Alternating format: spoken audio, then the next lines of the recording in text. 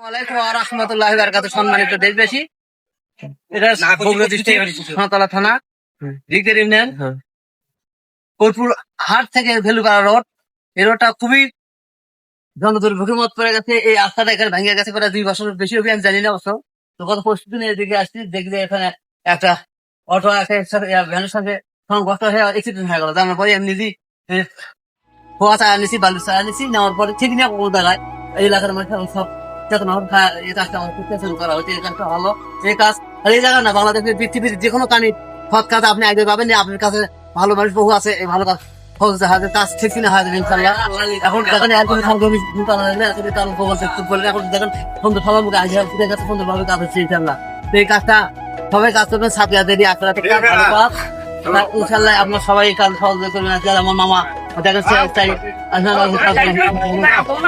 চাই মুখ থেকে কিছু কথা শুনি আমরা। আসসালামু আলাইকুম। আমার মামা জাহিদুল মামা, উনি একজন সাদা মনের মানুষ। উনি যেখানে এরকম রাস্তা পথ ঘাট যেখানেই হোক, মানুষ পারাপারের সমস্যা হলে উনি সেখানে যা দাঁড়ায়। আপনারা সবাই আমার মামার জন্য দোয়া করবেন, উনি যেন সারা জীবন যতদিন বেঁচে আছে দেশের জন্য এইভাবে কাজ করে যেতে পারে। টাকার জন্য আমার জাহিদুল ভাই খুব পরিশ্রম করে, যে দেখেন এই ভাঙাচুরা কামগুলো এই সুন্দরভাবে করছে। ওনার নিজের থেকেও টাকা পয়সা লাগে না, উনি দাঁড়ালেই যে মানে জনগণই মানে ওনার দিকে টাকা পয়সা দিচ্ছে। তাকে ইনশাল্লাহ এই কঠিন কঠিন কামগুলো পথ দ্বারায় আমার হচ্ছে। আল্লাহ ভালো করুক, আল্লাহ হাত দ্বারাজ করুক, আর শরীর সমর্থন ভালো থাকুক। আপনারা একটু ওনার জন্য লক্ষ্য রাখবেন। আসসালামু আলাইকুম। আসসালামু আলাইকুম।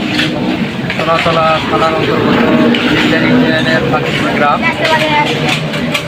হাজিরপুর কোটপুর রোড সংলগ্ন এই রোডটি দীর্ঘদিন ধরে অতিবৃষ্টির কারণে এটা ভেঙে যায়। আপনারা দেখতে পাচ্ছেন এখানে কাজ চলমান আছে। তো দীর্ঘদিন ধরে রাস্তা চলাচলে বিঘ্ন ঘটায় সাদা মনের মানুষ জাহিদুল ইসলাম তিনি স্বর্ণাপন্ন হন, এবং আপনারা দেখতেছেন যে এই কাজটা এখনো চলমান আছে। অনেক এটা যানজটপূর্ণ রাস্তা হওয়ার কারণে বারংবার এটা ব্যাহত হচ্ছে রাস্তা সংস্কারের কাজগুলো। তো তিনি সার্বিকভাবে গ্রামবাসীদেরকে নিয়ে সার্বিকভাবে সহযোগিতা করেন। এখন আপনারা দেখতে পাচ্ছেন যে কাজগুলো এখন চলতেছে, এই কাজগুলো এখন চলতেছে।